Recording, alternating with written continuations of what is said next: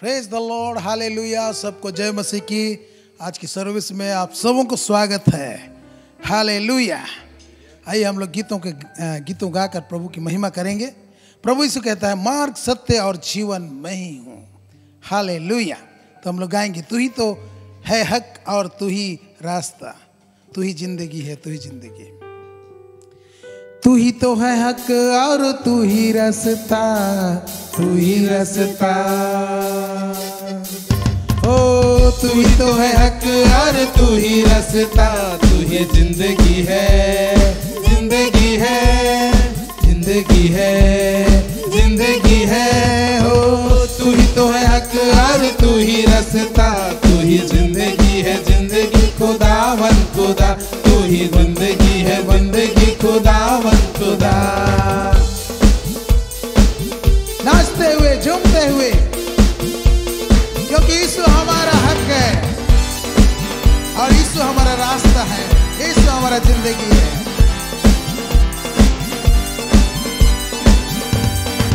मेरा सब कुछ तू ही तू है, साथ मेरे अब तेरी रूह है, तेरी रूह है, तेरी रूह है।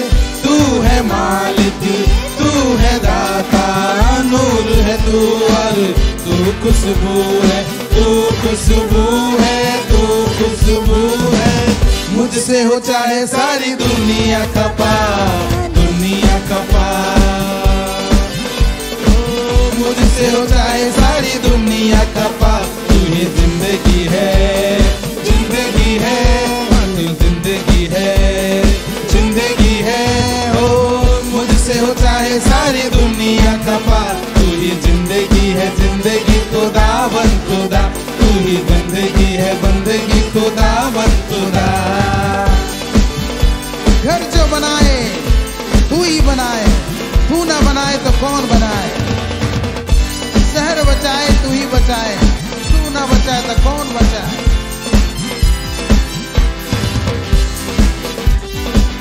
घर जो बनाए तू ही बनाए, तू ना बनाए कौन बनाए, कौन बनाए, कौन बनाए। शहर बचाए तू न बचाए, तू ना बचाए कौन बचाए, कौन बचाए, कौन बचाए। दुनिया में होगी बस तेरी ही रजा, तेरी ही रजा। ओ दुनिया में होगी बस तेरी ही रजा, तू ही जिंदगी है, जिंदगी है, हाँ तू जिंदगी है, जिंदगी है। ओ दुनिया में होगी बस तेरी ही रजा, तू ही जिंदगी है, जिंदगी खुदावन खुदा, तू ही बंदगी है, बंदगी खुदावन खुदा। हर बेबस का तू है सहारा, डूबने वाला का तू है किनारा। तू आगाज है, तू अंजाम है, तेरा बिना है कौन हमारा। हर बेबस का तू है सहारा, डूबने वालों का तू किनारा, तू है किनारा, तू है किनारा। तू आगाज है, तू अंजाम है, तेरे बिना है कौन हमारा, कौन हमारा, कौन हमारा।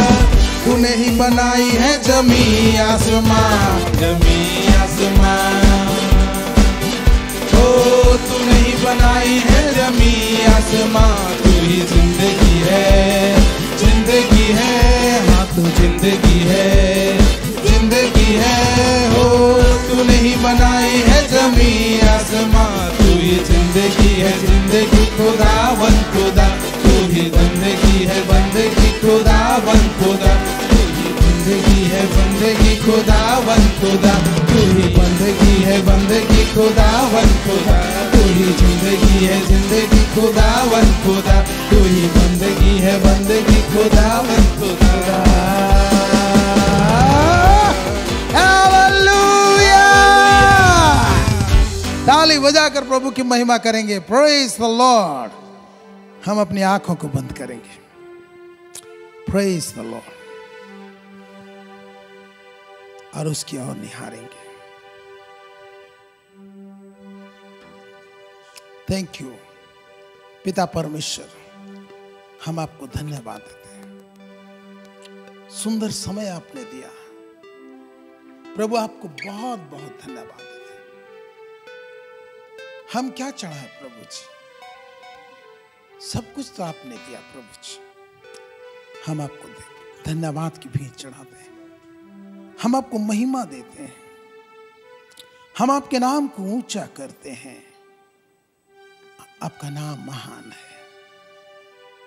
We worship you, Lord. We adore you, Lord. महिमा देंगे तुझको प्रभु,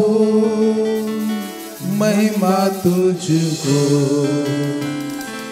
प्रभु, तेरा नाम महान और सबसे ऊंचा है। महिमा देंगे तुझको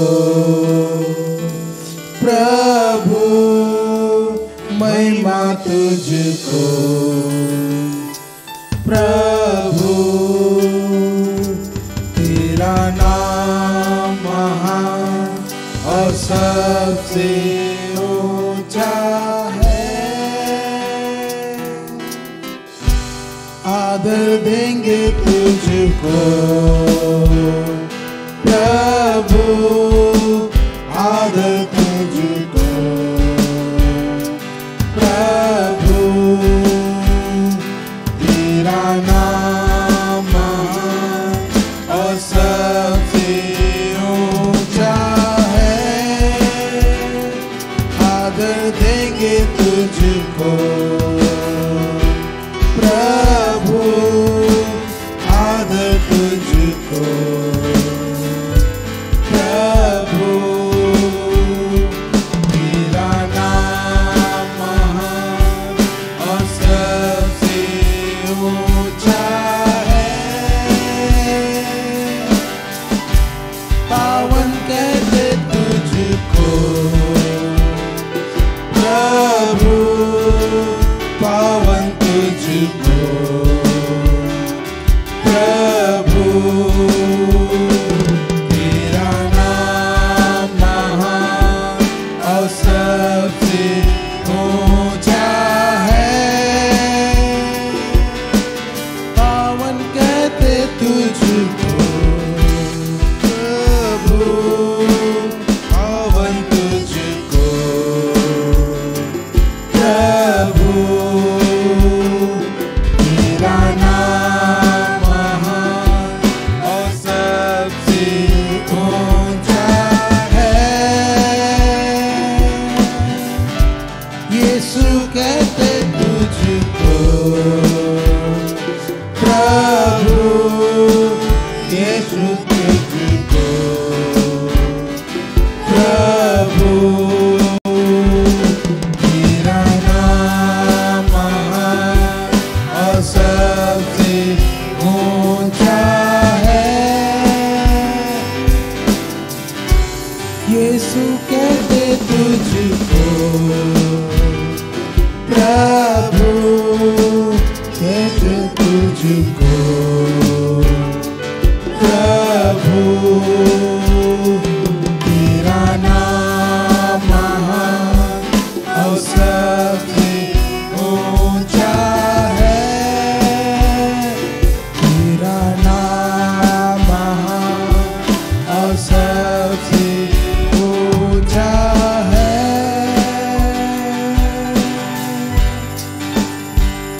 Worship you, we adore you, Lord.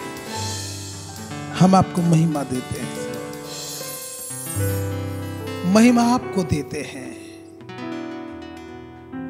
आपका नाम महान है, आप सबसे ऊंचे में है। हम आपको आदर देते हैं, हम आपको पवित्र कहते हैं। यीशु नाम के लिए धन्यवाद है जीसस। पिता, हम यीशु के नाम के लिए धन्यवाद देते हैं। इस नाम को हम ऊंचा उठाते हैं, धन्यवाद देते हैं। पिता परमेश्वर, हम आपके सामने झुकते हैं, हम आपको दंडवत करते हैं। आज अपने बच्चों से बातें कर प्रभु जी। सब महिमा गौरव प्रशंसा आपको देते हैं, यीशु के नाम से मांगते हैं। आमीन, आमीन, आमीन।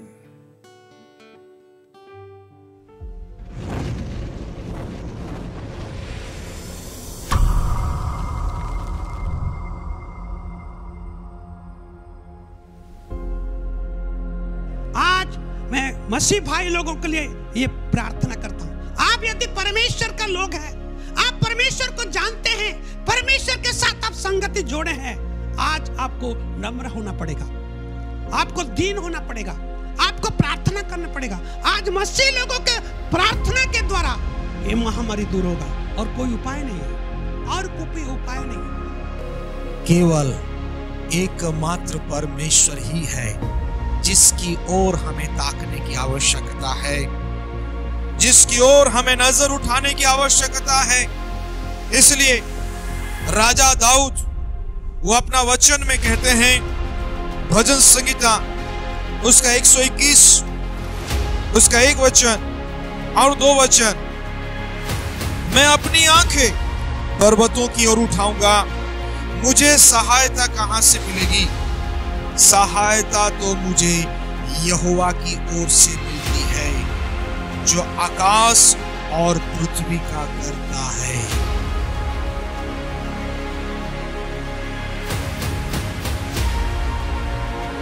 आपको उद्धार चाहिए, छुटकारा चाहिए, तो यहाँ पे शर्त है कि हमको परमेश्वर के शरण में आना पड़ेगा, परमेश्वर की उपस्थिति में आना पड़ेगा। और जब आप और मैं जब परमेश्वर की उपस्थिति में आते हैं मेरे प्यारों, तो परमेश्वर कहता है कि वो आपकी और मेरी सहायता करेगा और हमको बचाएगा। नूह परमेश्वर के साथ साथ चलने के कारण से स्वर्ग से उसे अट्रैक्ट किया, वो स्वर्गीय असर को अट्रैक्ट किया, क्योंकि परमेश्वर के साथ साथ चलता था। जो लोग परमेश्वर के साथ साथ चलेंगे, क्योंकि गॉड इज किंग, परमेश्वर राजा है, राजा जहां उपस्थित होता है वहां पर उसका असर आना जरूरी है। परमेश्वर वहां पर इनके साथ में था और स्वर्गीय असर के साथ में था, सब चीज को कंट्रोल करके रखा था।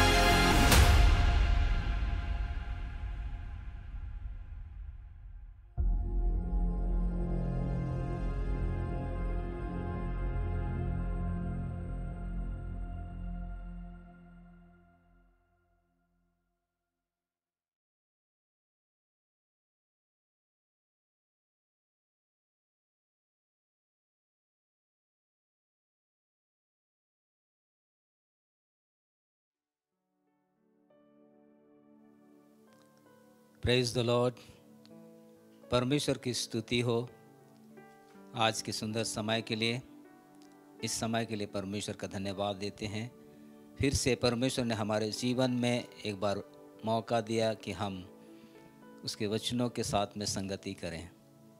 आइए हम लोग वचन में संगति करने से पहले छोटी प्रार्थना करेंगे। हमारे प्रेमी अनुग्रहकारी दयालु पिता परमेश्वर, हम हमारे उद्धारकर्ता यीशु मसीह के पवित्र नाम से तेरे पास आते हैं। हम तेरा धन्यवाद करते हैं प्रभु जी, आज के सुंदर समय के लिए हमारे जीवन में तूने दिया है प्रभु। प्रभु हम धन्यवाद देते हैं जब हम तेरे वचनों के साथ संगति करते हैं, तेरे साथ संगति करते हैं प्रभु। हम तेरा धन्यवाद करते हैं तेरे प्रेम के लिए, तेरे दया के लिए, तेरे तरस के लिए, तेरी महाकरुणा के लिए, तेरे भलाइयों के लिए प्रभु। हम तेरा धन्यवाद करते हैं, तेरे बलिदान के लिए प्रभु हम धन्यवाद देते हैं प्रभु। इस समय जब तेरे वचन के नज़दीक में हम आते हैं प्रभु जी, प्रभु तू प्रत्येक जन से बातचीत कर। यूट्यूब के माध्यम से, फेसबुक के माध्यम से इस कार्यक्रम में शामिल हो रहे हैं प्रभु जी, तेरे वचन को सुनने जा रहे हैं प्रभु। प्रत्येक जन से बातचीत कर प्रभु जी, और हर एक जन को आशीष दे प्रभु जी, छुटकारा दे प्रभु जी, छंगाई दे प्रभु जी। शुरू से लेकर आखिरी तक प्रत्येक जन को, हम सबको लेके चलाओ। हम धन्यवाद देते हैं प्रभु जी, यीशु मसीह के पवित्र नाम से प्रार्थना करते हैं, आमीन। मेरे प्रिय भाई और बहन, हम लोग जब हमारे सृष्टिकर्ता परमेश्वर और हमारे उद्धारकर्ता यीशु मसीह को और हमारी सहायता करने वाले पवित्र आत्मा को जानने लगते हैं और हम एक परमेश्वर के साथ में अपने जीवन को व्यतीत करते हैं, तो कई बार ऐसे लगता है कि हम आगे क्या करेंगे। कई बार ऐसे लगता है, हमेशा नहीं लगता है लेकिन कई बार ऐसे लगता है। और उनमें से एक बार ऐसा लगता है कि हम परमेश्वर को कैसे प्रसन्न कर सकते हैं, हम क्या करेंगे जिससे हमारा परमेश्वर हमसे प्रसन्न होगा, या हम परमेश्वर को कैसा प्रसन्न करेंगे, क्या काम करेंगे या कौन सा काम करेंगे और किस प्रकार का व्यवहार करेंगे तो परमेश्वर हमसे प्रसन्न होगा। तो आइए हम लोग आज देखेंगे कौन सी बातों से परमेश्वर प्रसन्न होता है। बाइबल में कुछ वचनों को हम लेकर इस विषय में हम देखेंगे। आइए हम लोग पढ़ेंगे गिनती की किताब 24 अध्याय 1 और 2 वचन। यह देखकर कि यहोवा इस्राएल को आशीष दिलाना चाहता है, बिलाम पहले के समान शकुन देखने को ना गया, परंतु अपना मुंह जंगल की ओर कर लिया। और बिलाम ने आंखें उठाई और इस्राएलियों को अपने गोत्र गोत्र के अनुसार बसे हुए देखा, और परमेश्वर का आत्मा उस पर उतरा।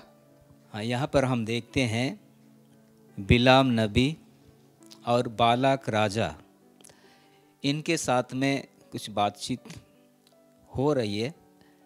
और ये क्या है कि इस्राएली लोग परमेश्वर के ओर से आशीष पाए हुए लोग हैं।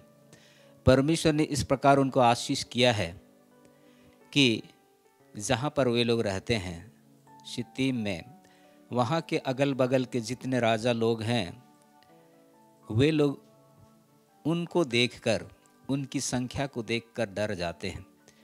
और मोआब का जो राजा बालाक, वो भी जब इस्राएलियों के सामर्थ शक्ति को देखता है तो डर जाता है, और वो बिलाम नबी को वो बुलवा भेजता है और वो इस प्रकार की बातें करता है जो कि अनुचित है, जो कि उसको नहीं करना चाहिए, लेकिन वो ऐसा करने की कोशिश करता है।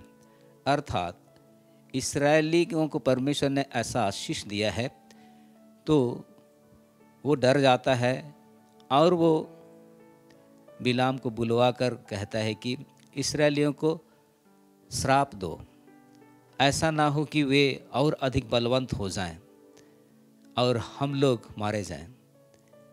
तो यहाँ पर हम लोग देखते हैं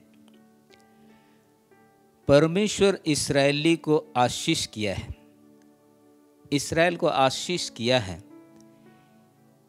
ये उसकी प्रसन्नता है। अर्थात परमेश्वर इस्राएल को आशीष करने में प्रसन्न हुआ है, और जब परमेश्वर प्रसन्न हुआ है तो यहाँ पर हम लोग देखते हैं कैसे परमेश्वर उनको सुरक्षा देता है। हालांकि इस्राएलियों को कुछ खबर नहीं है, और इधर बालाक राजा वो बिलाम को कहता है श्राप देने के लिए। तो आगे हम लोग देखते हैं कि इस्राएलियों को परमेश्वर कैसे आशीष किया था। उनके पुरखा लोगों के समय में हम लोग देखते हैं, सबसे पहले इस्राएलियों के जो पुरखा अब्राहम को परमेश्वर ने आशीष दिया था और उसको बुलाया था। उसने अब्राहम को कहा था, और मैं तुझसे एक बड़ी जाति बनाऊंगा और तुझे आशीष दूंगा और तेरा नाम महान करूंगा, और तो आशीष का मूल होगा, और जो तुझे आशीर्वाद दें उन्हें मैं आशीष दूंगा, और जो तुझे कोसे उसे मैं श्राप दूंगा, और भूमंडल के सारे कुल तेरे द्वारा आशीष पाएंगे। यह हम देखते हैं उत्पत्ति 12 अध्याय में परमेश्वर अब्राहम को आशीष देता है, और बाद में हम देखते हैं उसके बेटे इसहाक को भी परमेश्वर आशीष देता है, और इसहाक के बेटे याकूब को अर्थात इस्राएल को परमेश्वर आशीष दिए हुए रहता है। और परमेश्वर जिसको आशीष दिए हुए रहता है, तो यहाँ कहता है जो तुझे आशीर्वाद दें उन्हें मैं आशीष दूंगा, और जो तुझे कोसे उसे मैं श्राप दूंगा। बालाक राजा तो बिलाम के द्वारा से उनको श्रापित करने के लिए उसको उकसा रहा था, लेकिन परमेश्वर कैसे बिलाम नबी को उछालाता है। परमेश्वर का आत्मा उसके ऊपर में आता है और उसको कंट्रोल करता है। आगे हम लोग पढ़ेंगे गिनती 22:6। इसलिए आ और उन लोगों को मेरे निमित्त साप दे, क्योंकि वे मुझसे अधिक बलवंत हैं। तब संभव है कि हम उन पर जयवंत हों, और हम सब इनको अपने देश से मारकर निकाल दें, क्योंकि यह मैं जानता हूँ कि जिसको तू आशीर्वाद देता है वह धन्य होता है, और जिसको तू श्राप देता है वह श्रापित होता है। यहाँ पर बालक राजा बिलाम नबी से कहता है कि जिसको तू आशीर्वाद देता है वह धन्य होता है, और जिसको तू श्राप देता है वह श्रापित होता है। वो जानता था, कुछ लोगों के जीवन में इस प्रकार की बातें हुई थी बिलाम नबी के द्वारा से, जो उसने कहा था उसी प्रकार का हुआ था, लेकिन इस्राएल को लेकर ऐसी बात नहीं है। परमेश्वर ने जब इस्राएल को आशीष दे दिया है, तो परमेश्वर कहता है कि जो तुझे श्राप दे, जो तुझे कोसे, मैं उसे श्राप दूंगा।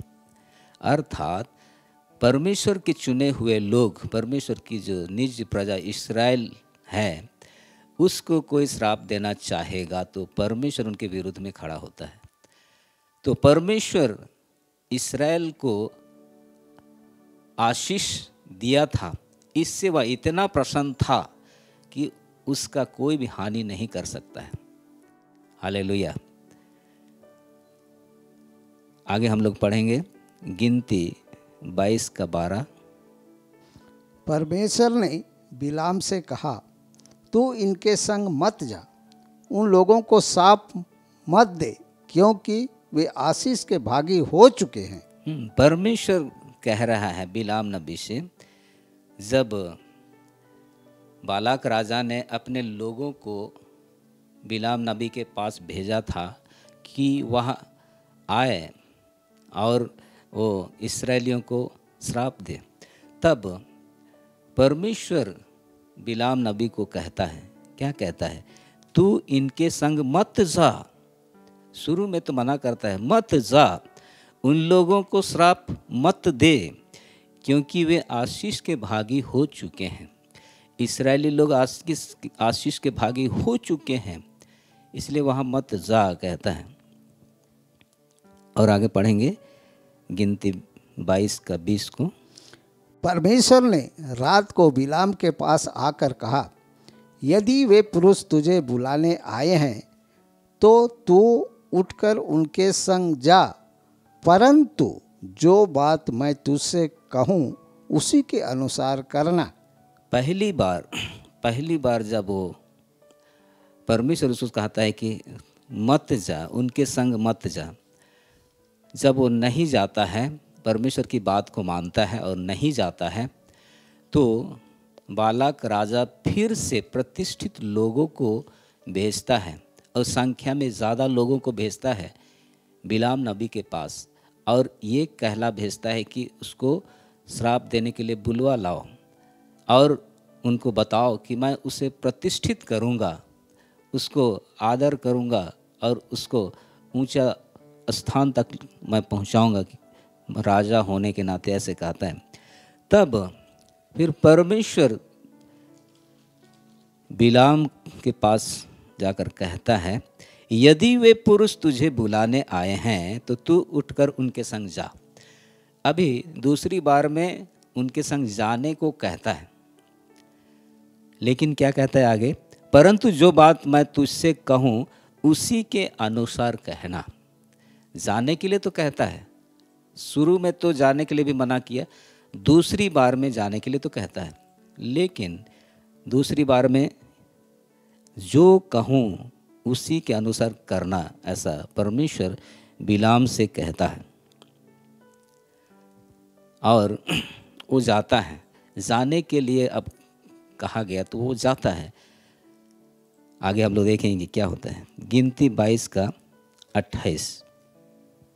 तब यहोवा ने गदही का मुंह खोल दिया और वह बिलाम से कहने लगी, मैंने तेरा क्या किया है कि तूने मुझे 3 बार मारा? यहाँ पर गदही में बैठकर वो बिलाम वो जाता है बालाक के पास। तो उसके पहले वो कह चुका है, परमेश्वर कह चुका है कि वहाँ तू जाना, लेकिन जो बातें मैं कहूँ वही तू कहना। वास्तव में परमेश्वर वहाँ जाने से भी उसको मना कर रहा था, लेकिन बार बार पूछने के कारण से जाने को कहता है।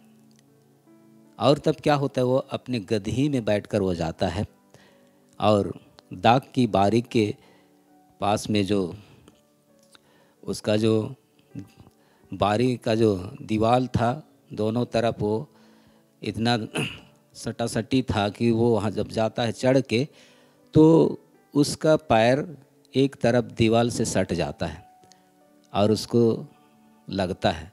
तो ऐसे में वो गदही से गुस्सा करता है और गदही को मारता है 3 बार। ऐसा क्यों होता है? क्योंकि वहाँ पर गदही किसी को देख रही है वो, और जिसके कारण से आगे नहीं बढ़ पा रही है।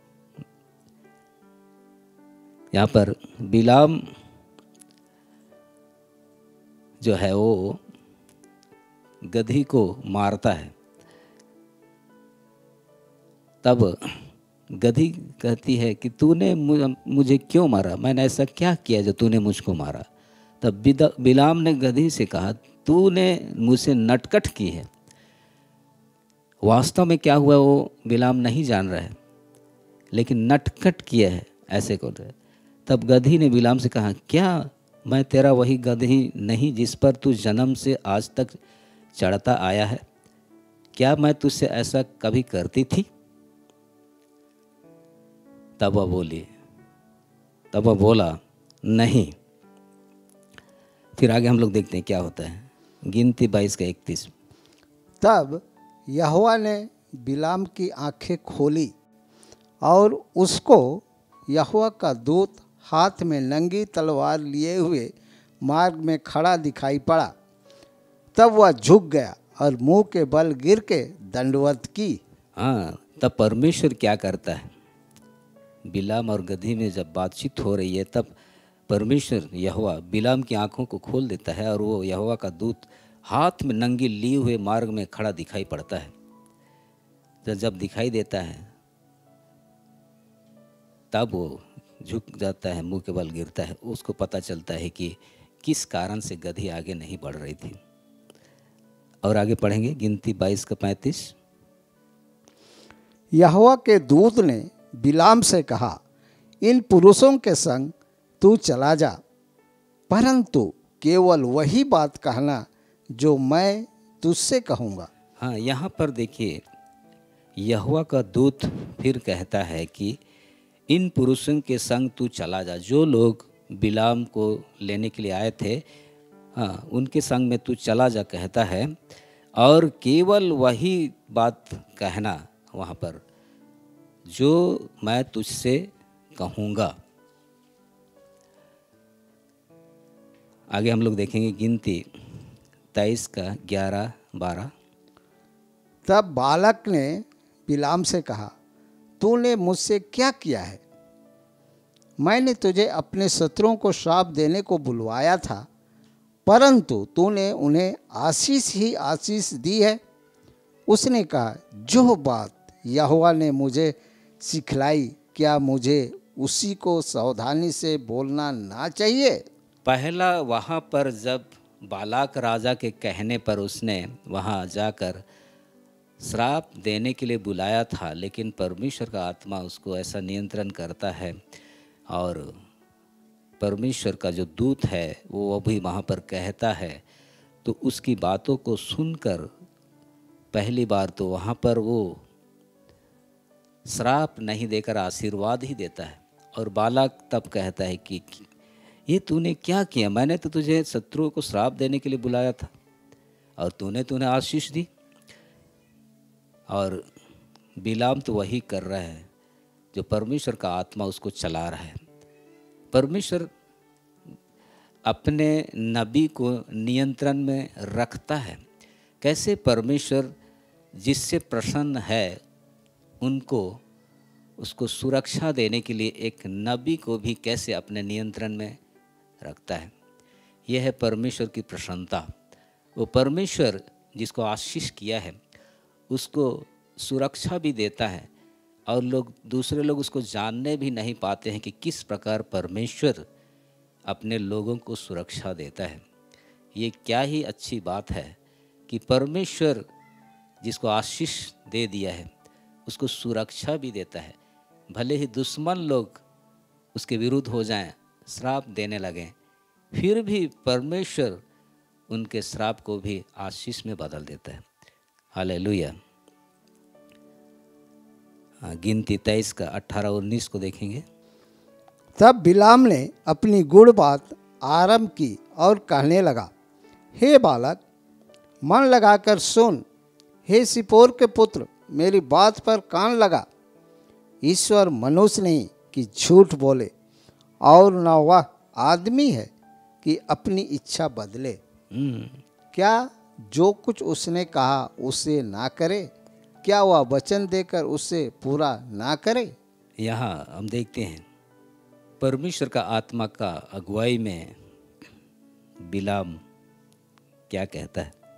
उसने गुड़ बातों को कहना आरंभ किया और दूसरी बार भी उसने इस्राएलियों को श्राप नहीं दिया, उसने आशीष ही दिया।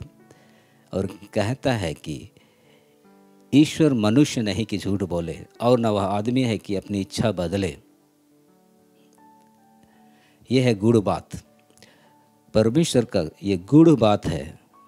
ईश्वर मनुष्य नहीं है, वो झूठ नहीं बोलेगा और वो आदमी नहीं कि अपनी इच्छा बदलेगा।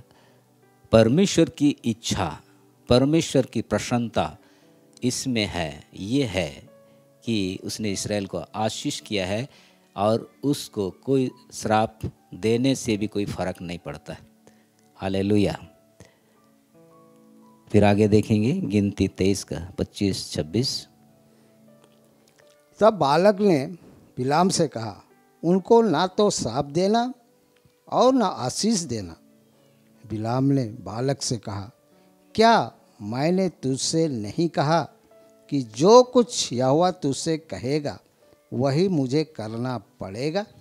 हाँ, तब आखिर में जो बालक राजा अब वो लाइन में आता है और क्या कहता है, उनको ना तो श्राप देना और ना आशीष देना। पहले कहता था कि उनको श्राप ही देना। क्यों श्राप नहीं दिया तूने? लेकिन अब कहता है उनको ना तो श्राप देना और ना आशीष देना। फिर आगे पढ़ेंगे गिनती 24 का 1-2। फिर से पढ़ेंगे, पहले हम लोग पढ़े थे और पढ़ेंगे। यह देखकर कि यहोवा इस्राएल को आशीष ही दिलाना चाहता है, बिलाम पहले के समान शकुन देखने को ना गया, परंतु अपना मुंह जंगल की ओर कर लिया। और बिलाम ने आंखें उठाई और इस्राएलियों को अपने गोत्र के अनुसार बसे हुए देखा और परमेश्वर का आत्मा उस पर उतरा। हम देखते हैं बिलाम अलग अलग जगह में वहाँ पर शकुन देखने को गया कि कहाँ से बालाक राजा के कहने पर वो श्राप दे सकता है। लेकिन जहाँ भी गया वो श्राप नहीं दे पाया और आखिर में वो एक ऐसे जगह में गया जहाँ पर वो इस्राएलियों को देख रहा है। अपने गोत्र गोत्र के अनुसार वे लोग बसे हुए हैं।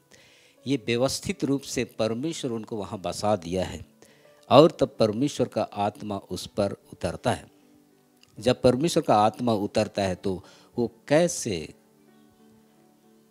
वो श्राप दे सकता है। परमेश्वर पूरी तरह से इस्राएलियों का सुरक्षा बनकर वहाँ खड़ा है। हालेलुया। दूसरा, परमेश्वर प्रसन्न होता है। परमेश्वर इस्राएल को अपना प्रजा बनाया था, उससे वो प्रसन्न था। हम लोग पढ़ेंगे पहला शमूएल 12:22। यहोवा तो अपने बड़े नाम के कारण अपनी प्रजा को न तजेगा, क्योंकि यहोवा ने तुम्हें अपनी ही इच्छा से अपनी प्रजा बनाया है। परमेश्वर यहोवा अपने बड़े काम के कारण अपनी प्रजा को नहीं छोड़ेगा, नहीं त्यागेगा, कभी भी नहीं छोड़ेगा। परमेश्वर इस्राएलियों के जीवन में बड़ी बड़ी कामों को किया, बड़े बड़े कामों को किया, इसलिए वो उनको नहीं छोड़ेगा। और यहोवा ने उनको अपनी ही इच्छा से, परमेश्वर की ये इच्छा थी, अर्थात परमेश्वर को इसमें प्रसन्नता हुई। इंग्लिश में ऐसे लिखा है, इट प्लीजेस टू गॉड, कि इस्राएल को अपनी प्रजा बनाए। इस्राएल को अपनी प्रजा बनाने के लिए परमेश्वर प्रसन्न हुआ। तो जब एक कौम को, एक व्यक्ति को या एक ग्रुप में लोगों को परमेश्वर प्रजा बनाता है, परमेश्वर अपनी तरफ से उनको प्रजा बनाता है, तो परमेश्वर प्रसन्न होता है, प्रजा बनाने से प्रसन्न होता है। और पढ़ेंगे पहला शमूएल 12:12।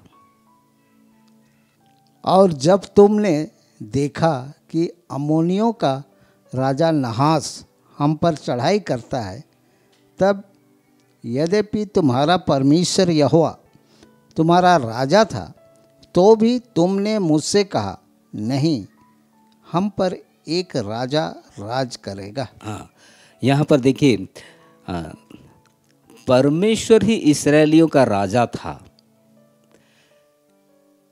इस्राएलियों को परमेश्वर ने अपनी प्रजा करके बनाया था, चुना था, तो उनका जो राजा परमेश्वर ही हुआ। लेकिन फिर भी ये लोग क्या करते हैं, अलग से एक राजा को मांगते हैं, और उनके जिद करने पर, यद्यपि परमेश्वर यहोवा उनका राजा था, तो भी वे लोग कहे, नहीं, हम पर एक राजा राज करेगा। उनके कहने पर परमेश्वर ने उनको एक राजा दिया। आगे पढ़ेंगे पहला शमूएल 12:14। यदि तुम यहोवा का भय मानते, उसका उपासना करते और उसकी बात सुनते रहो, और यहोवा की आज्ञा को टालकर उससे बलवा न करो, और तुम और वह जो तुम पर राजा हुआ है, दोनों अपने परमेश्वर यहोवा के पीछे पीछे चलने वाले बने रहो, तब तो भला होगा। यहाँ पर परमेश्वर कहता है, यदि तुम यहोवा का भय मानोगे, उसकी उपासना करोगे और उसकी बातें सुनते रहोगे, और आज्ञा को, यहोवा की आज्ञा को टालकर उससे बलवा ना करोगे, और तुम और वह जो तुम पर राजा हुआ है, अर्थात जो जिसको राजा बनाया है, वो प्रजा और राजा, वे सभी, वे दोनों अपने परमेश्वर यहोवा के पीछे पीछे चलने वाले बने रहें, तब तो भला होगा। पहले तो परमेश्वर ही उनका राजा था, लेकिन उनके जिद करने पर परमेश्वर ने उनको एक राजा दिया, एक व्यक्ति को राजा बनाया और उनको दिया। लेकिन क्या कहता है कि तुम और वो राजा परमेश्वर यहोवा के पीछे पीछे चलने वाले बने रहो, तभी भला होगा। तो यहाँ पर सीखने वाली बात है कि परमेश्वर जब हमारा राजा है, परमेश्वर जब हमारा सृष्टि करता है, परमेश्वर जब हमारा उद्धार करता है, तो हमारे यहाँ कोई भी राजा क्यों ना हो, जो मनुष्य है या कोई अगुआ क्यों ना हो, वो और बाकी लोग, सब लोगों को परमेश्वर के पीछे पीछे चलने वाला बनना है, तभी भला होगा। हालेलुया। फिर आगे पढ़ेंगे, पहला सामुएल 12:24। केवल इतना हो कि तुम लोग यहोवा का भय मानो और सच्चाई से अपने संपूर्ण मन के साथ उसकी उपासना करो, क्योंकि यह तो सोचो कि उसने तुम्हारे लिए कैसे बड़े बड़े काम किए हैं। हाँ, परमेश्वर आखिर में कहता है, ठीक है, परमेश्वर की प्रजा इस्राएल, उन्होंने एक राजा मांगा और परमेश्वर ने उनके लिए एक राजा दिया कि उनके ऊपर में राज्य करे, लेकिन उनको हिदायत भी देता है। क्या कहता है?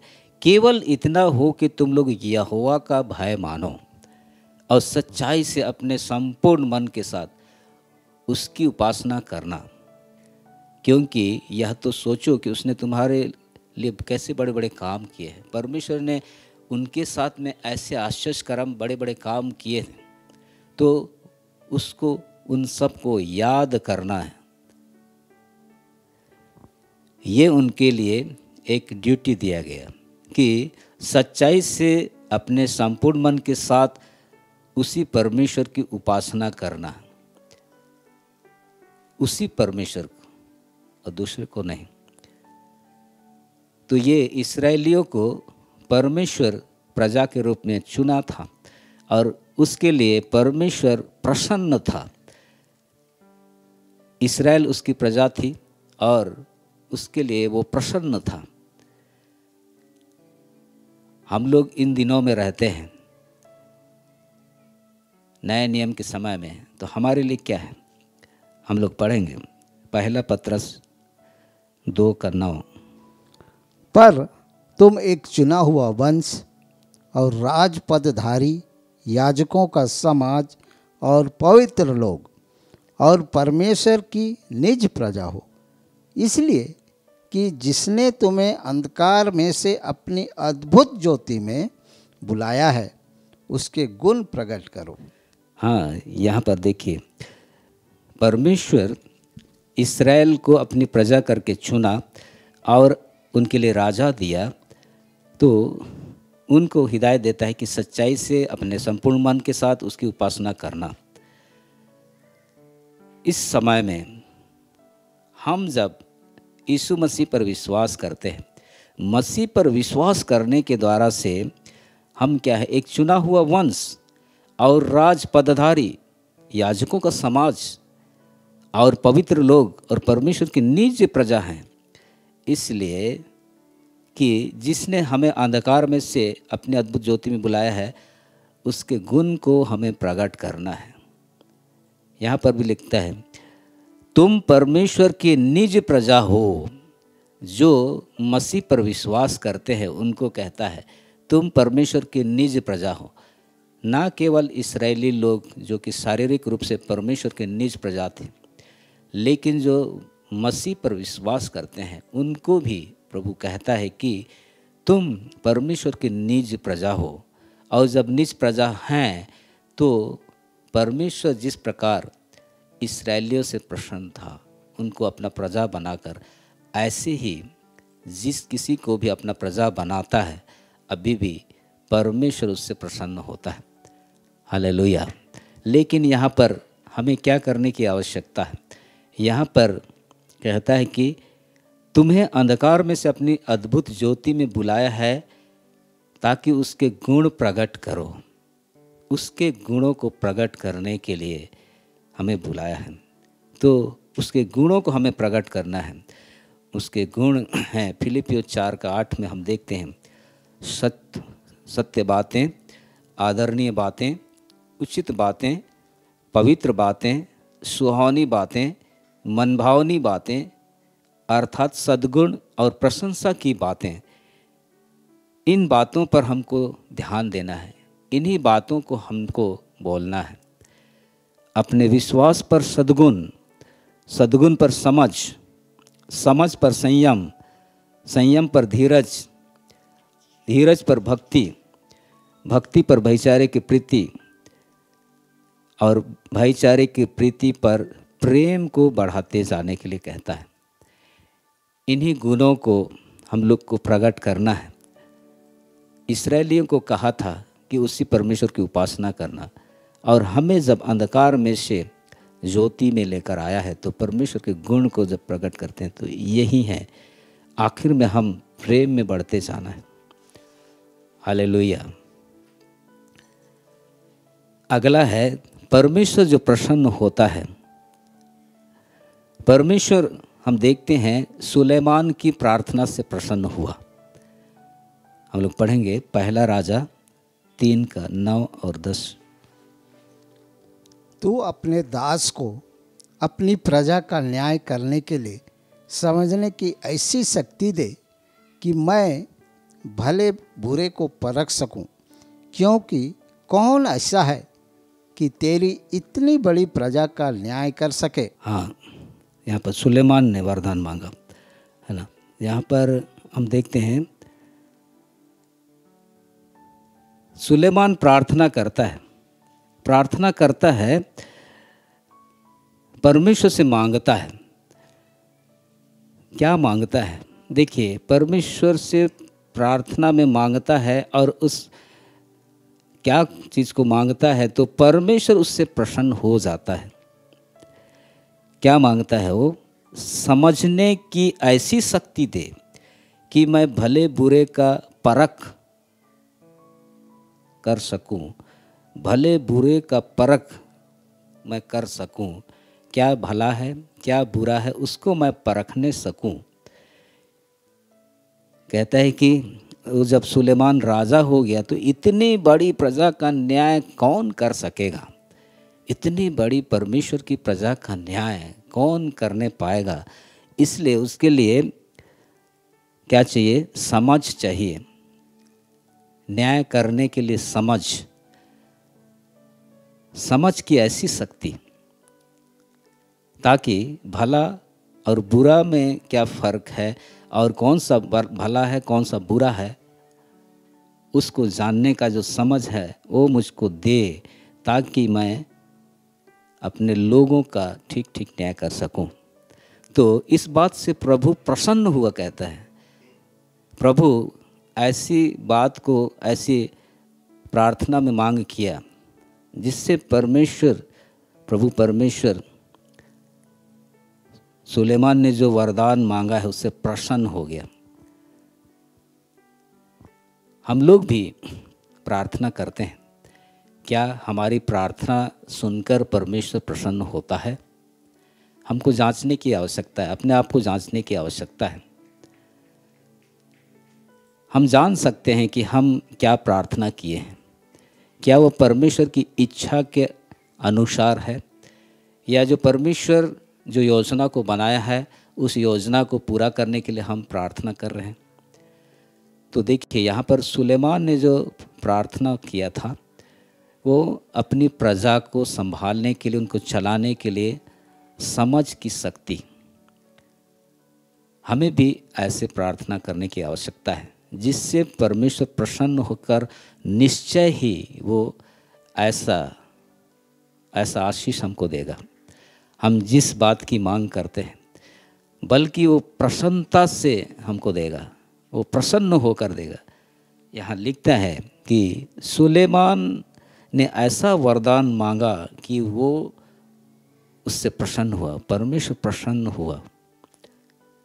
अर्थात अपने लोगों को चलाने के लिए जो समझ की आवश्यकता थी, अपने तरफ से सुलेमान उसको इस्तेमाल नहीं कर सकता था। जब तक परमेश्वर उसको समझ नहीं देगा तो कौन सा केस में, कौन सा समस्या में किस प्रकार काउंसलिंग करना है, परमेश्वर से उसने समझ को मांगा और परमेश्वर से प्रसन्न होकर उसने उसको वैसा ही बुद्धि दिया, वैसा ही समझ दिया। Hallelujah.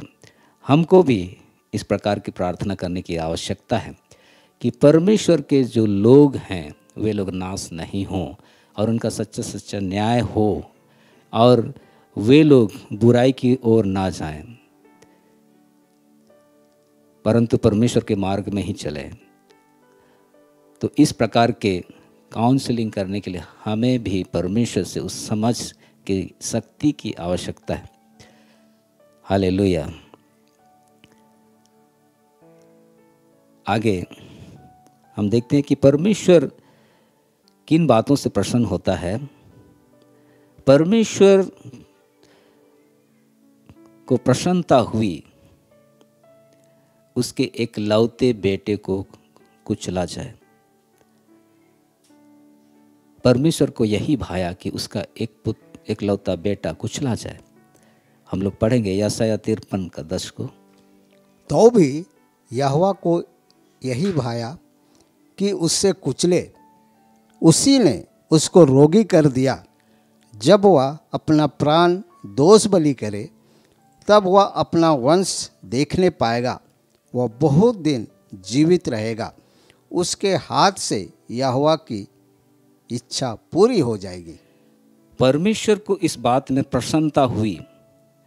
It pleased the Lord to bruise him.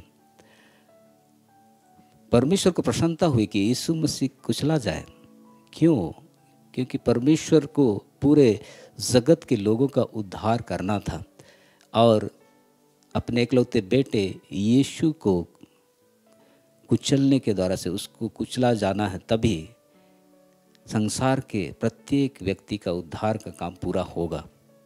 यहाँ लिखता है कि जब वह अपना प्राण दोष बलि करे, अर्थात जगत के लोगों ने जो पाप किया है, दोष किया है, गुनाह किया, अपराध किया है, गलती किया है, उसके लिए यीशु मसीह जो अपना प्राण को बलिदान करेगा, प्राण को न्योछावर करेगा कलोरी क्रूस पर, तो उसके द्वारा से वह अपना वंश देखने पाएगा। परमेश्वर जो वंश को देने वाला है, परमेश्वर जो प्रजा को तैयार करने वाला है, उसको ऐसा करने के द्वारा ही, अर्थात यीशु मसीह अपने प्राण को दोष बलि करके चढ़ाने से ही जो वंश आएगा, उसके द्वारा से उसको देखने पाएगा और तब वह बहुत दिन जीवित रहेगा, कहता है। तो हम देखते हैं यीशु मसीह कलोरी की क्रूस में बलिदान हुआ तो पूरा जगत के लोगों का पाप से छुटकारा के लिए वैसा किया और उसके लिए यीशु मसीह कुचला गया। और यीशु मसीह जब कुचला गया तो इस बात से परमेश्वर को प्रसन्नता हुई। Praise the Lord. हो सकता है आप में से कई लोग ऐसे हैं जो परमेश्वर के उद्धार का काम को पूरा करने के लिए, उद्धार का काम को तो यीशु मसीह ने पूरा कर दिया है, लेकिन जितना संभव हो, जो काम करने के लिए आपको दिया गया है, उस काम को करने के द्वारा से, करने के कारण से आप भी महसूस करते हैं कि आप भी कुचले जा रहे हैं। लेकिन स्मरण रखिए, यीशु मसीह कुचला गया तो परमेश्वर प्रसन्न हुआ। आप भी जब उस उद्धार का काम को करने के लिए आपको जो दिया गया है, बाकी जो रह गया है, या तो सुसमाचार प्रचार करने में या तो काउंसलिंग में, आप जब कुचले जाते हैं तो याद रखिए परमेश्वर इससे प्रसन्न होता है। Hallelujah, praise the Lord. अगला हम लोग देखेंगे, परमेश्वर यीशु मसीह के जीवन और काम से प्रसन्न था। मत्ती 3:17 और लूका 3:22 को पढ़ेंगे। लूका 3:22। और पवित्र आत्मा शारीरिक रूप में कबूतर के समान उस पर उतरा और यह आकाशवाणी हुई, तू मेरा प्रिय पुत्र है, मैं तुझसे प्रसन्न हूँ। हाँ, यहाँ पर कहता है तू मेरा प्रिय पुत्र है, मैं तुझसे प्रसन्न हूँ। परमेश्वर कहता है, आकाशवाणी हुई, परमेश्वर यीशु मसीह से प्रसन्न हुआ और कहता है कि तू मेरा प्रिय पुत्र है। तो उस समय तक यीशु मसीह का सेवकाई शुरू नहीं हुआ था। ये बपतिस्मा लेकर वो प्रार्थना कर रहा था और पवित्र आत्मा कबूतर के समान उसके ऊपर में उतरा और ठहरा, और तब आकाशवाणी हुई। और आकाशवाणी में क्या होता है, आवाज़ आता है, शब्द आते हैं, उसमें यही आता है कि तू मेरा प्रिय पुत्र है, मैं तुझसे प्रसन्न हूँ। तो ये परमेश्वर इस समय में प्रसन्न हुआ। कैसे वो प्रसन्न हुआ? अभी तो उसका काम शुरू ही नहीं हुआ था। परमेश्वर ऐसे प्रसन्न हुआ कि जन्म से लेकर उसका सेवकाई के समय, शुरुआत के समय तक, अर्थात बपतिस्मा के समय तक, यीशु मसीह किस प्रकार का जीवन बिताया था, जिस प्रकार का जीवन यीशु मसीह बिताया था, उसको देखकर परमेश्वर प्रसन्न हुआ और उसी से वो कहा कि तू मेरा प्रिय पुत्र है, मैं तुझसे प्रसन्न हूँ। हम लोग बाइबल में उतना ज़्यादा नहीं देखते हैं यीशु के जन्म के बाद में और बपतिस्मा तक उसने क्या किया, ज़्यादा नहीं देखते हैं, लेकिन हम कुछ वचनों को देखने से पाते हैं कि वो उसका जीवन कैसा था। हम लोग देखेंगे लूका 2:49। उसने उनसे कहा, तुम मुझे क्यों ढूंढते थे? क्या नहीं जानते थे कि मुझे अपने पिता के भवन में होना आवश्यक है? 12 वर्ष की उम्र में यीशु मसीह यरूशलेम में अपने माता पिता के साथ गया रहता है और वहाँ वो भीड़ में वो रह जाता है।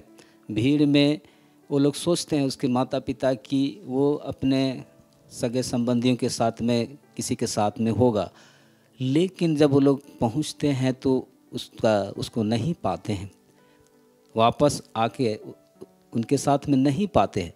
तो फिर वो खो गया है कह के वो वापस वो यरूशलेम जाते हैं और वहाँ पर वो कहते हैं कि हम तुझको ढूंढ रहे हैं तेरे पिता के साथ में और तुमने हमको ऐसा दुख दिया है।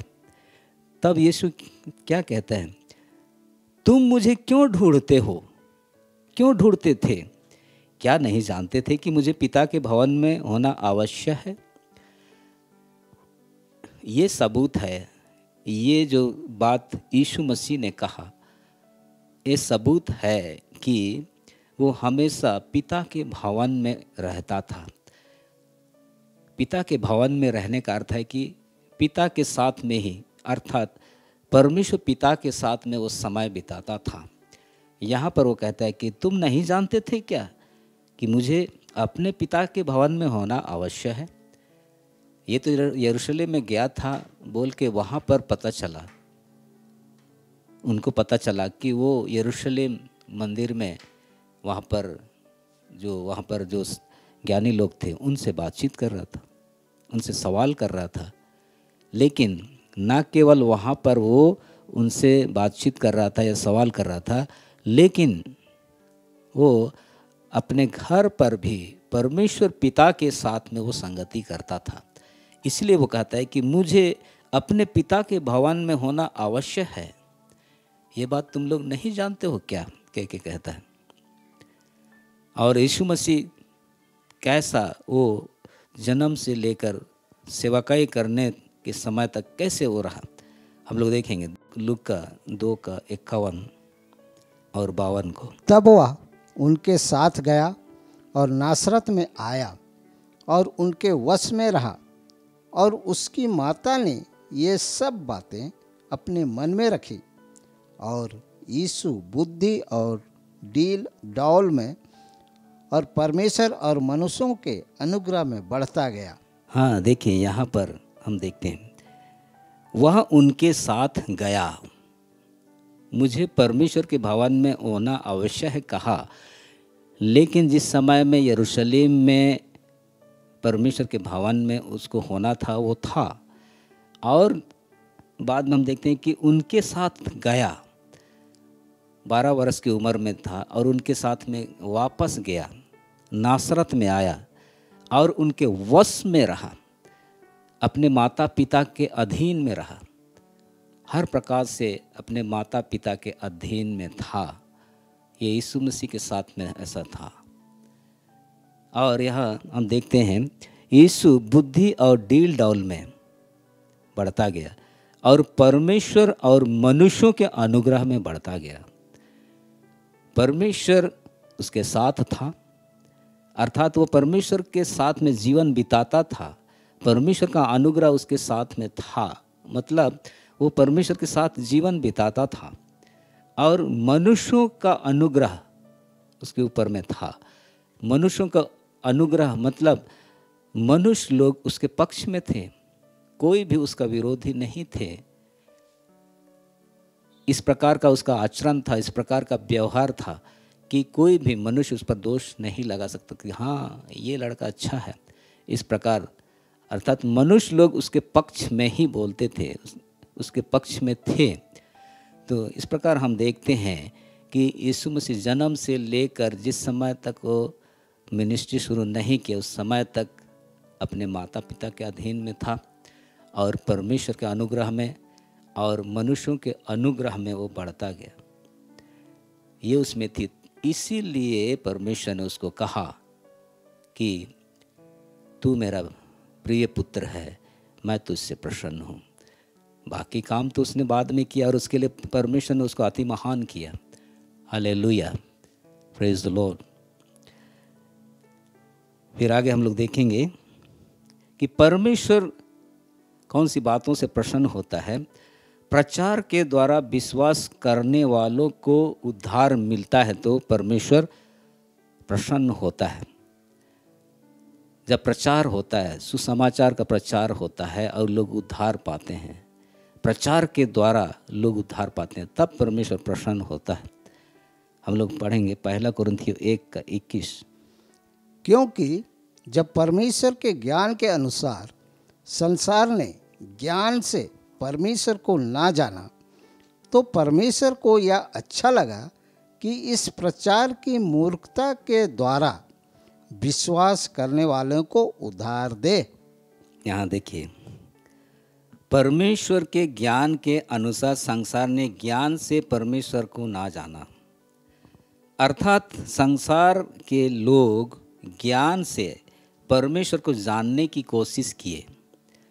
और दूसरे जगहों में देखते हैं कि परमेश्वर को उन्होंने खोजने का कोशिश किया, कामों के द्वारा भी, ज्ञान प्राप्त करने के द्वारा और काम करने के द्वारा भी परमेश्वर को खोज कर प्राप्त करने का कोशिश किया, लेकिन ये हुआ नहीं।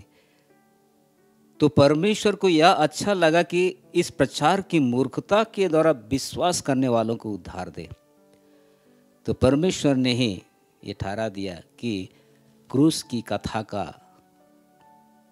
प्रचार किया जाए और जो लोग विश्वास करेंगे वे लोग उद्धार पाएंगे। यहूदी लोग चिन्ह चाहते हैं, यूनानी लोग ज्ञान की खोज में रहते हैं। पौलुस कहते हैं, परंतु हम क्रूस पर चढ़ाए हुए मसीह का प्रचार करते हैं, जो यहूदियों के लिए ठोकर का कारण है और अन्य जातियों के लिए मूर्खता है, परंतु जो बुलाए हुए हैं, क्या यहूदी क्या यूनानी, उनके निकट मसीह परमेश्वर की सामर्थ और परमेश्वर का ज्ञान है। हालेलुया। उनके निकट यीशु मसीह परमेश्वर की सामर्थ है और परमेश्वर का ज्ञान है। यीशु मसीह ही सामर्थ है और यीशु मसीह ही ज्ञान है। जो लोग ज्ञान खोज रहे हैं, यीशु मसीह ही वो ज्ञान है जिससे उद्धार मिलता है। यीशु मसीह ही परमेश्वर का वो सामर्थ है जिससे उद्धार करने का हम अनुभव प्राप्त करते हैं। Praise the Lord. आगे देखेंगे, परमेश्वर को प्रसन्न करने वाली बात, कलीसिया में सदस्यों को जब हम स्थापित करते हैं, कलीसिया में जब लोग जुड़ते हैं और स्थिर होते हैं, तब परमेश्वर प्रसन्न होता है। हम लोग पढ़ेंगे 1 कुरिन्थियों 12:18। परंतु सचमुच परमेश्वर ने अंगों को अपनी इच्छा के अनुसार एक एक करके देह में रखा है। हाँ, as it has pleased him, ऐसे लिखता है इंग्लिश में। परमेश्वर को जिस प्रकार प्रसन्नता हुई, वह अंगों को अपनी इच्छा के अनुसार एक एक करके देह में जोड़ दिया। इसी प्रकार हम सब मिलकर मसीह की देह हैं। सब हम मिलकर मसीह की देह हैं और अलग अलग उसके अंग हैं। हम जो विश्वास करने वाले हैं, हम जब कलीसिया में रहते हैं तो हम स्थापित होते हैं और बने रहते हैं, तो हम सब मिलकर मसीह की देह हैं, सब मिलकर। और इसी में परमेश्वर प्रसन्न होता है अपनी इच्छा के अनुसार। As it has pleased him, एक एक करके देह में हम सबको रखा है। आप जानिए कि आप जब कलीसिया से जुड़े हैं, कलीसिया में जुड़ने का मतलब है कि आपका जीवन प्रार्थना का जीवन है। आप पवित्र होने के लिए बुलाए गए हैं। आप पवित्र हो चुके हैं, प्रार्थना करते हैं और अब परमेश्वर के साथ संगति करते हैं, विश्वासियों के साथ संगति करते हैं और पास्टर्स के आप साथ रहते हैं, उनकी शिक्षाओं को ग्रहण करते हैं। तब ये जो है स्थापना होता है कि आप एक कलीसिया जो मसीह का देह है, अलग अलग उसके अंग होकर आप उसके साथ जुड़े हैं। और ऐसा होने से परमेश्वर प्रसन्न होता है। हालेलुया। फिर मसीह यीशु में सारी परिपूर्णता का वास जब होता है, तब परमेश्वर प्रसन्न होता है। हम लोग पढ़ेंगे कुलुसी 1:19। क्योंकि पिता की प्रसन्नता इसी में है कि उसमें सारी परिपूर्णता वास करे। हाँ, परमेश्वर पिता प्रसन्न होता है कब? जब यीशु मसीह में सारी परिपूर्णता, फुलनेस वास करता है।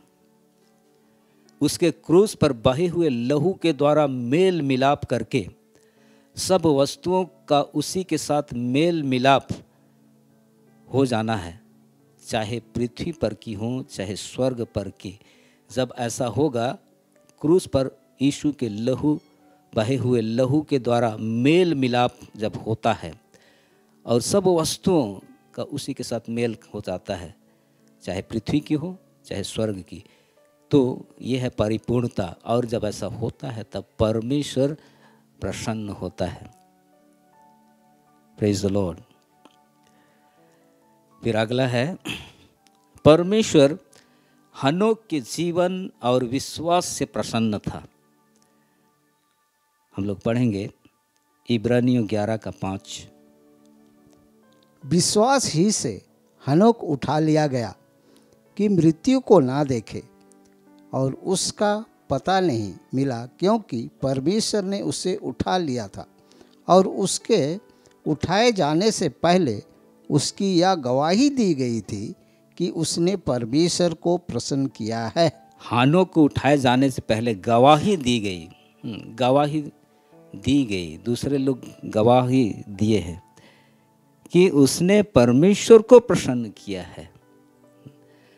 तो वो किस प्रकार वो चला कि परमेश्वर उससे प्रसन्न हुआ? विश्वास ही से। विश्वास किस प्रकार वो उसने विश्वास किया कि परमेश्वर उसको उठा लिया और परमेश्वर उससे प्रसन्न हुआ। हम लोग भी बोलते हैं कि हम लोग भी तो विश्वास करते हैं, लेकिन हनोक किस प्रकार का विश्वास किया और उसने मृत्यु को ना देखकर वो परमेश्वर उसको उठा लिया। उत्पत्ति 5:21 से आगे हम लोग पढ़ेंगे।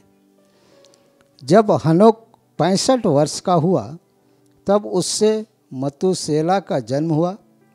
मतूशेला के जन्म के पश्चात हनोक 300 वर्ष तक परमेश्वर के साथ साथ चलता रहा और उसके और भी बेटे बेटियां उत्पन्न हुई।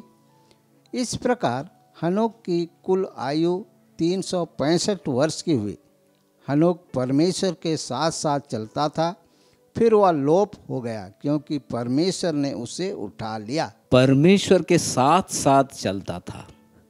परमेश्वर के साथ साथ चलने का मतलब क्या है? जो उसकी आज्ञा हैं उसी के अनुसार वो करता था, उससे इधर उधर नहीं करता था। परमेश्वर जो उसको बोलता था उस पर इस प्रकार का विश्वास था कि एग्जैक्टली वैसा ही वो करता था। और यहाँ पर हम देखने पाते हैं कि हनोक जब 65 वर्ष का हुआ तब, मतलब जन्म से लेकर 65 वर्ष की उम्र तक वो ऐसे ही था, लेकिन 65 वर्ष का हो गया तब उसने परमेश्वर के साथ चलना शुरू किया और 300 वर्ष तक वो चला।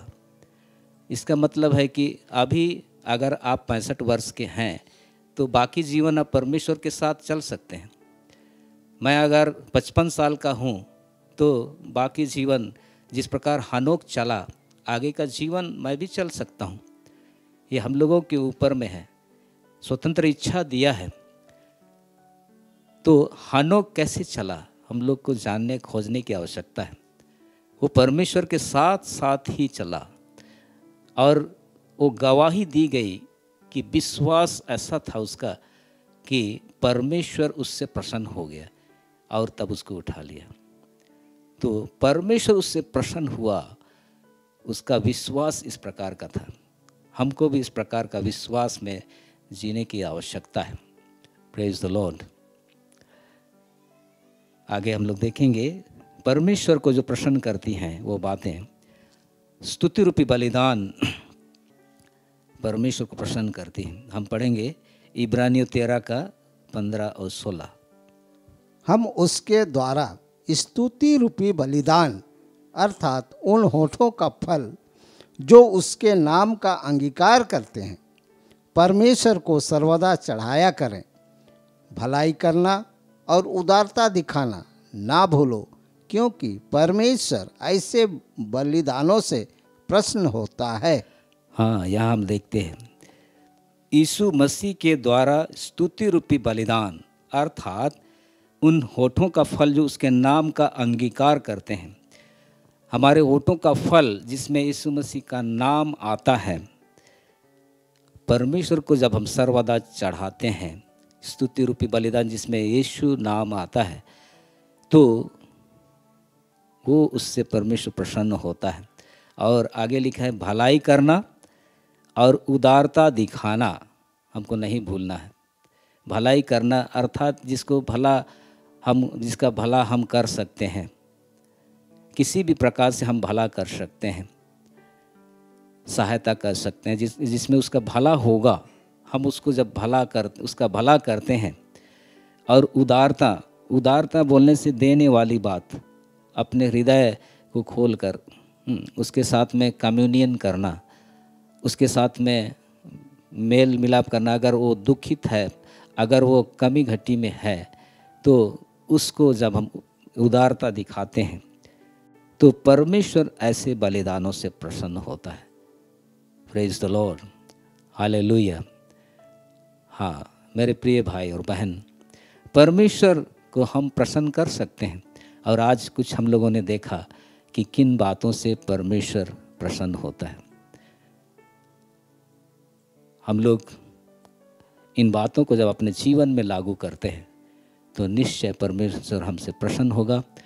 और जिस प्रकार इस्राएलियों को परमेश्वर ने सुरक्षा दिया था और बिलाम के द्वारा से बालाक ने श्राप देने को कहा था, श्राप देने के लिए तो गया था लेकिन श्राप दे नहीं पाया, वैसे ही जब हम परमेश्वर को प्रसन्न करने वाला जीवन को बिताएंगे तो हमारे विरुद्ध में कोई भी श्राप की बातें कहे कोई असर नहीं पड़ेगा। Praise the Lord. इस प्रकार हम सुरक्षित परमेश्वर की महिमा करते हुए अपने जीवन को बिताएंगे। परमेश्वर इन वचनों के द्वारा आप सबों को बहुत से आशीष देवे। आमीन। आइए हम लोग प्रार्थना करें। हमारे प्रेमी अनुग्रहकारी दयालु पिता परमेश्वर, हम यीशु मसीह के पवित्र नाम से तेरा धन्यवाद करते हैं। प्रभु जी, हमारा सृष्टिकर्ता परमेश्वर महान परमेश्वर है और मनुष्यों से प्रसन्न होता है। प्रभु, आज हम लोगों ने देखा हमारा परमेश्वर मनुष्यों से, अपनी प्रजा से का प्रसन्न होता है।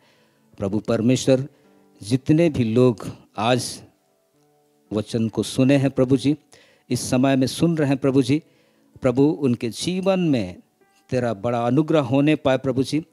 प्रभु अपने जीवन को परमेश्वर के लिए प्रसन्न होने वाला जीवन करके बिताने पाए प्रभु जी। और इसके लिए प्रभु जी जो करना है प्रभु जी, उन्होंने वचन में सुना है प्रभु, तू प्रत्येक जन की सहायता कर। तेरा वचन उनके हृदय में अधिकाई से वास करे, उसी का अनुसार करें। प्रत्येक जन की सहायता कर प्रभु जी।